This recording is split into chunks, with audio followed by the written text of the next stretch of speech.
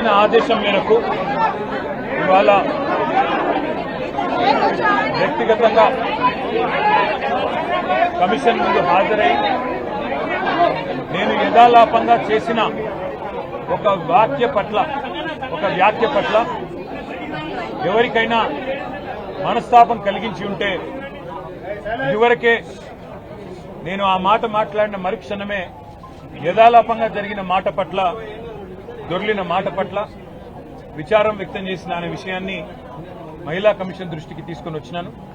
వారు ఏదైతే మహిళా కమిషన్ పిలిపించిందో చట్టాన్ని గౌరవించే ఒక వ్యక్తిగా, మహిళల పట్ల గౌరవం ఉన్న వ్యక్తిగా నేను పొరపాటున ఒక మాట ఏదైతే దొరలానో ఆ విషయంలో ఎవరికి మనస్తాపం కలిగినా విచారం వ్యక్తం చేస్తున్నా అని చెప్పి కూడా మళ్ళీ ఒకసారి వారికి చెప్పడం జరిగింది.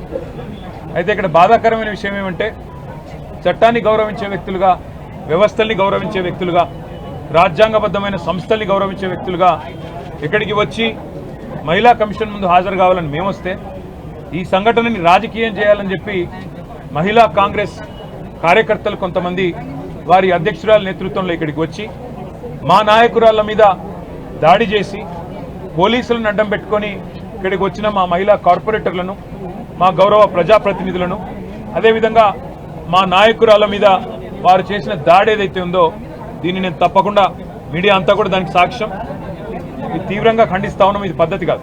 ఎందుకంటే మేము వచ్చింది ఒక సదుద్దేశంతో రాజకీయాల్లో సంస్కారవంతంగా ఉండాలి, వ్యవస్థల్ని గౌరవించాలి, మహిళల్ని గౌరవించాలి, ఎవరమైనా ఒక పొరపాటు చేస్తే దాన్ని సరిదిద్దుకోవాలన్న ఉద్దేశంతో మేమొస్తే ఈ రకంగా వ్యవహరించడం అనేది మంచిది కాదు.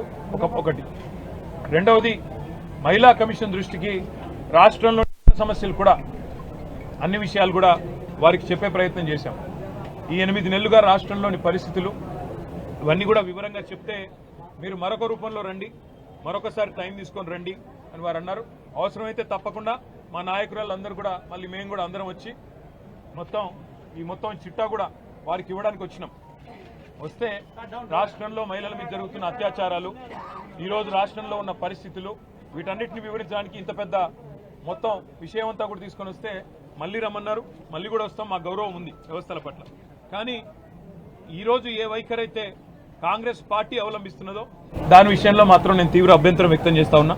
ముఖ్యంగా మా నాయకురాళ్ల మీద, మా కార్పొరేటర్ల మీద, మా నాయకురాళ్ల మీద వ్యక్తిగతంగా దాడి చేయడం, కొన్ని చిన్న వస్తువులు, నెయిల్ కట్టర్ లాంటి వస్తువులతో కూడా దాడి చేశారని చెప్తా ఉన్నారు. మేము పైన మాకు తెలియదు. మరి దీన్ని తీవ్రంగా ఖండిస్తూ ఇలాంటి సంఘటనలు ఎవరు చేసినా అది మంచిది కాదు. వారి మీద కూడా పోలీసులు తప్పకుండా చర్య తీసుకోవాలి.